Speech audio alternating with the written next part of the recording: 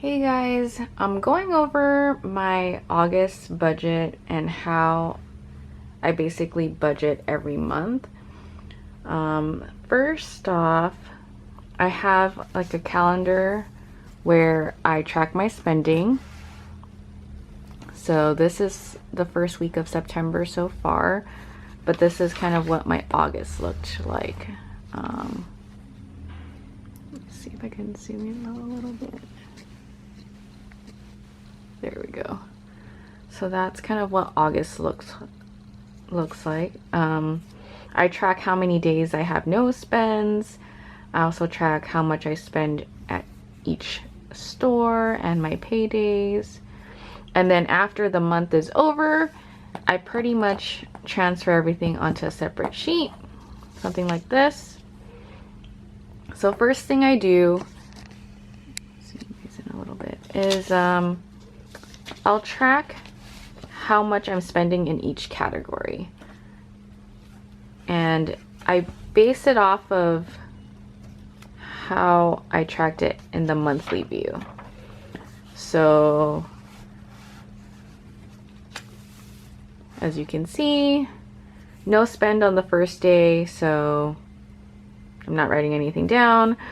So on the second day of August, I spent $48. So basically, I notate where I spent it, and that to me is a meaningful category, so that's why I have it here in its own category.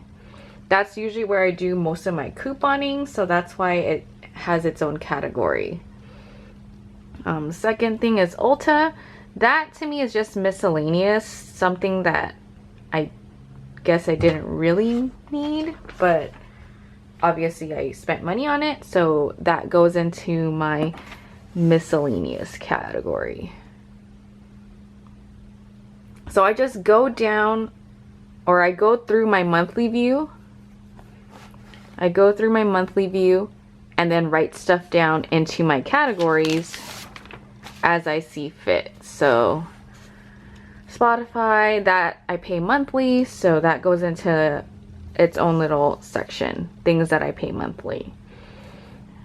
This is food, so that goes into its food category. And I just lump food and groceries into one category just because that's just the way that I track it. Obviously it's a consumable.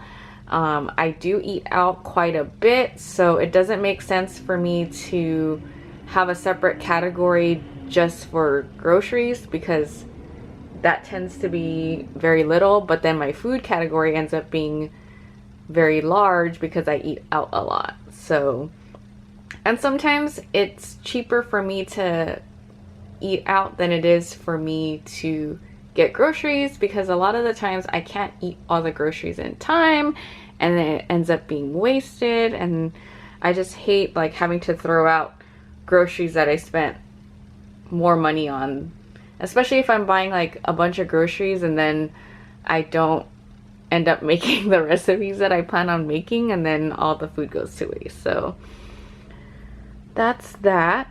So after I break it down into the different categories, I total it up, and the way that I kind of budget is that I'll put down kind of, this was just from last month, so this is my goal for the month that I made up last month. So this is how much I actually spent.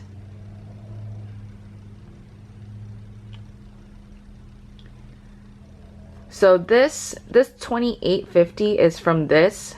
I didn't add up the extra $51 that I forgot to add for the yearly fee for my AAA. So obviously this is going to be $79.50.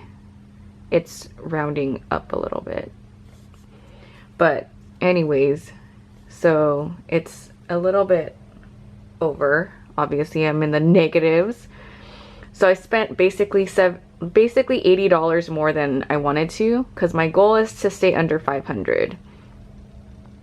So once I determine, okay, I'm spending a little bit over than what I want to be under 500. So my budget for September is right here. So basically I make a goal of how much I want to spend in September. So gas is pretty much the same. I mean, I only fill up once a month pretty much. If I drive back and forth to LA or something, then I end up filling like twice a month. But again, my car is pretty fuel efficient, so I don't really need to be spending that much on gas.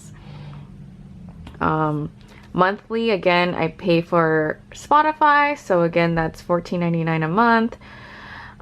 Groceries and food, I don't anticipate it getting any less than $150. Summertime, I usually budget a little bit more towards like food and groceries, just because you're going out more and you're meeting with friends, it's nice weather. I don't want to limit myself on how much I go out when it's like nice outside. I mean, it's usually nice in San Diego, but just like in the summertime, more people are either traveling to you and there's more opportunities for you to go out and mingle.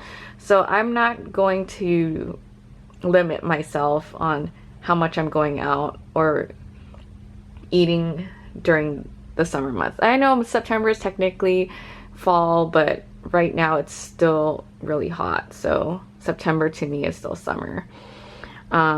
Miscellaneous, still going with the $200. So, and then my CVS couponing is still going to be $85. So again, it's still going to be a $500, like it's basically the same thing. I'm keeping the same goal. And the reasoning behind it is that the $80 I spent over included the one-time fee for AAA. So if I didn't include that, I technically wouldn't be too much over budget. I'd just be over budget by about 30 bucks. And to me, that's not too much.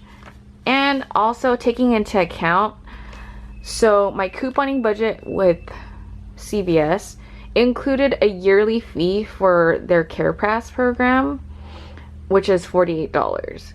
So that's like just again once a year. So I don't have to pay this again until next September. So, or next August, sorry. So basically that, if you subtracted this, I would be under budget technically. So that's why I'm not trying to super budget like differently than August, because I think I was pretty close to hitting my August budget anyways. So that's why the budget for August and September are basically identical. And when I budget, I always look at like, okay, $3 extra for gas, that's not like, I don't want to budget like $55 for the next month, because $3 is not like a significant difference to me. Like obviously I made it up in other categories. For instance, my food budget, I didn't end up spending that much, so I was good. I was under by $63.85. So $3.72 is not enough for me to like budget it in. It's just like a general like, okay, around $50 for gas, around like, obviously monthly $14.99 is like an amount I know that for sure I'm gonna pay, so obviously I'm gonna budget it that way. But like these are just like rounded numbers, so it's not like super duper like you have to get nitty gritty like, okay, gas I have to spend like $54. Like unless you know exactly what you spend each month, it could just be like an approximate amount. So once I figure these like categories out, again, I don't always spend this on every single month. So that's the thing. Like, so for instance, maybe some months I don't like get any gas, because sometimes I don't use my card that much, and I can almost go like a whole month. So sometimes I'll get gas twice in a month, and then sometimes I won't get gas at all because I fill up at the beginning of the month, at the end of the month, and then sometimes my gas category just goes down to 0. So, but for the most part, these are meaningful categories for me.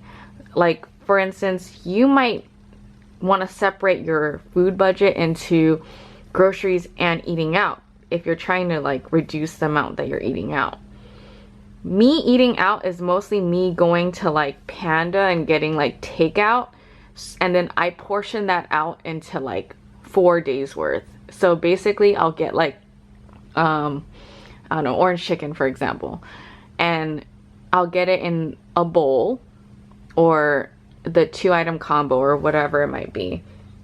And then after I do that, I'll portion it out into like 4 different days of food so that I have like lunch for 4 days. So if I'm spending like 2-item combo, I'm guessing it's like $10. Let's just pretend it's $10. And I divide that by 4, that's $2.50 a day for lunch. I think that's pretty worth it for me not having to cook at all. So that's like, when you see like these like $12.05, $10, $12.93, that's most likely me buying lunch for the week, basically. Because I basically either go to Panda or Pick Up 6, get a 2-item combo or like one of their regular lunch combos, and then I split that. I make rice at home. So obviously rice is another cost that you have to take into account, but I mean, I buy a 20-pound bag of rice for like $10, so it's not super expensive. So that's kind of how I do my food and groceries budget.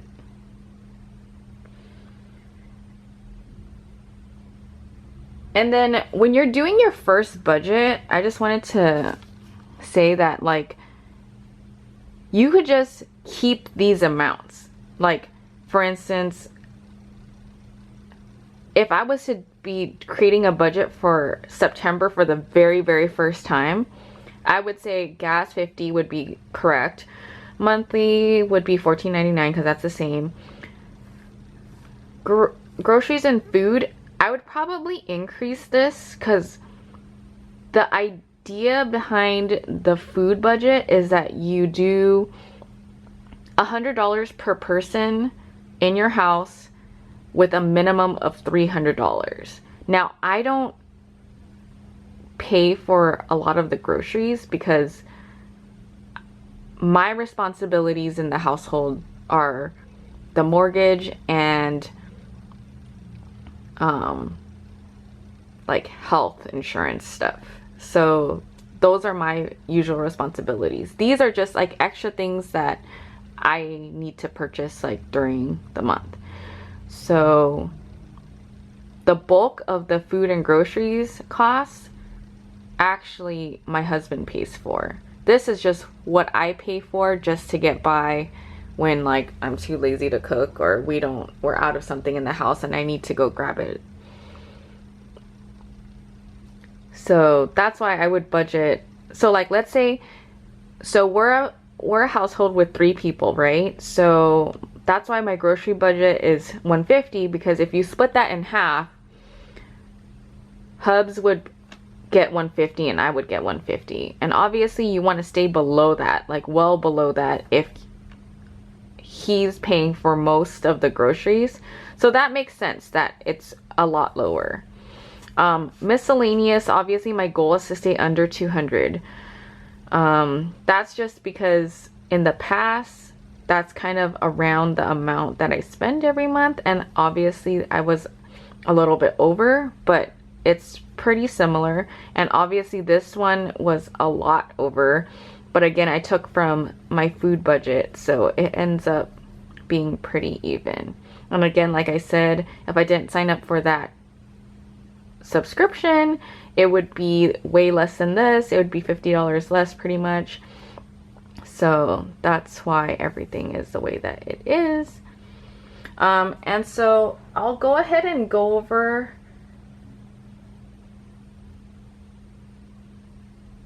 the August goal with you as well. Just so you see that, like, you obviously need to look at more than 1 month, but to start, just start with 1 month and see where it goes. You can go back and like take a look at how you spent in the previous months just to see like, oh, am I like on track, or was this just a month that where I didn't do very much like spending. For instance, for me, this food and grocery budget is actually quite low. So that means that I did a good job of like not eating out. Like if you look at most of the stuff, like nothing was over 30 bucks. So this is pretty good. That's like me not going to happy hour at all. But like, for instance, if you look at my July spending, you'll see that my food and grocery budget was quite a bit more than the 150 that I anticipated. Also, my miscellaneous spending was like over $300. So this was a month where I had a total spend of, yikes, $934. So that's like $400 over budget. But again, like I just said, summer is a time when spending kind of goes kind of crazy. Well, at least for me it is. So my goal for August was a max spend of $500, and that's how I came up with these numbers. And I was pretty close, I would say, considering the previous month I spent $934. So I decreased my spending by $400 by setting a goal. And I'm not going to beat myself up for being $30 or $80 over my budget when I'm spending close to $900 in my usual month. And then I would try to go back as much as possible. I mean, like, you don't have to go back like the whole year's worth of tracking your expenses. But like, for instance, I did my June spending categorized as well. And in June, my actual June spend was $757. So my July budget, I was like, oh, should probably reduce that by $100 if I feel like I could do it.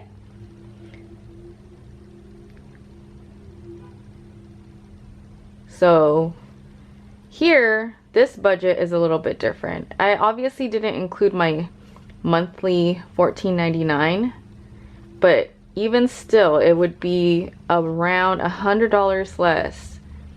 And then obviously that didn't really work out because I ended up spending $934 more than what I wanted to spend. So what I budgeted was $650, what I actually spent was $900.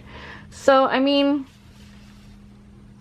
you budget, you have a goal, but that's just tracking like, okay, I went over, so next month I need to cut down. And obviously I did cut down.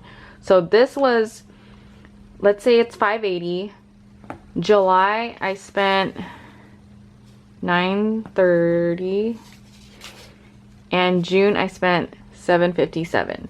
So obviously it went up in July, but I decreased it significantly in August. So I know it's doable. So that's why I set the same goal again. Goal to spend less than $500 in the month of September.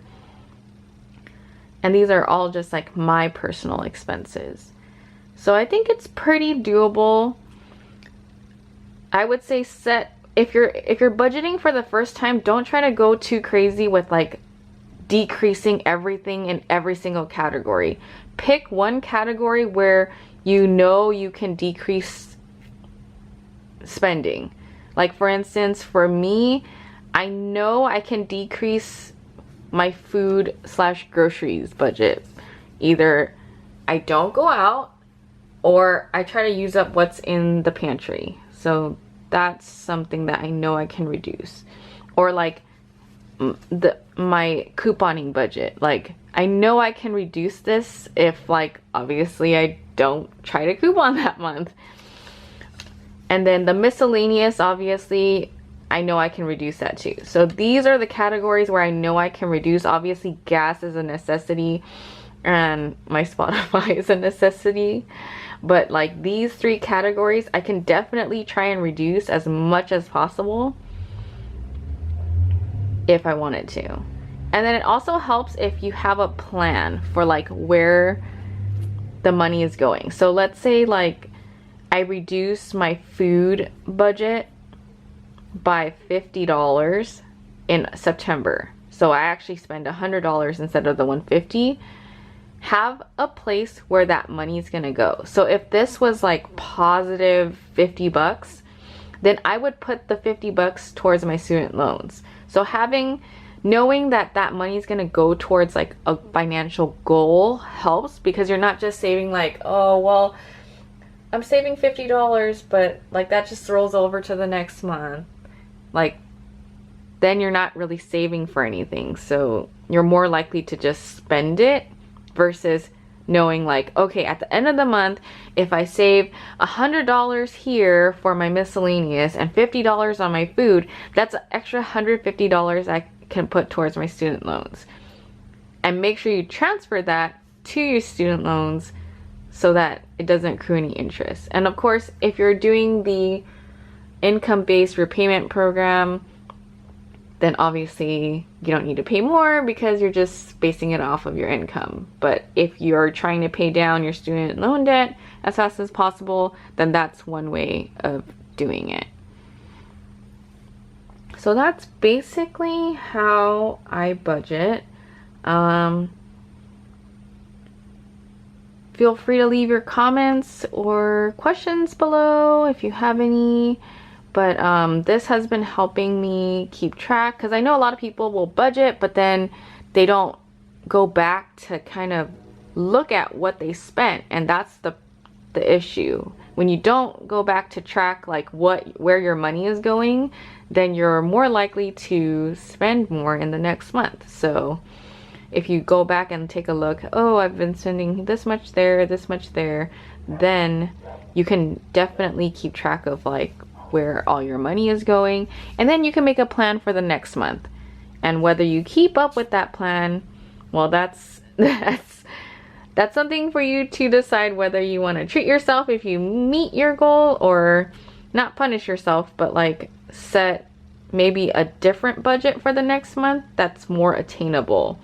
But obviously you don't want to keep increasing the budget, because the whole goal is to reduce your spending. So you need to cut down somewhere, but also be wary that you don't want to limit yourself too much, because then it's like going on a diet where you tell yourself, oh, I'm just gonna give up carbs, and then like next thing you know, you have a cheat day and you just like ate enough carbs like that you usually wouldn't have eaten if you weren't limiting yourself. So just make a budget that you're gonna stick to, rather than like this ideal budget that like, oh, I just want to spend $200 a month, which isn't realistic, and you're gonna like keep failing every month, and that doesn't feel good when you keep failing, you know? So just try to keep your budget as realistic, but also try to reduce by 10 to 20. I would say $25 is a good place to start for reducing like a category. So like, let's say I wanted to spend even less than $500 a month. Let's say I'm trying to get to a goal of $400 a month. So what I would try to do would be, okay, let's try to reduce miscellaneous spending to $175 for September and see if I can meet that goal. If I can meet that goal, then I'll keep reducing. But like, focus on one specific category. Don't say like, oh, $5 in food, $5 in miscellaneous, like $5 in couponing budget. Like, that's just too much to keep track. Like, if you end up reducing the couponing budget, great. If you end up reducing it from a food budget, great.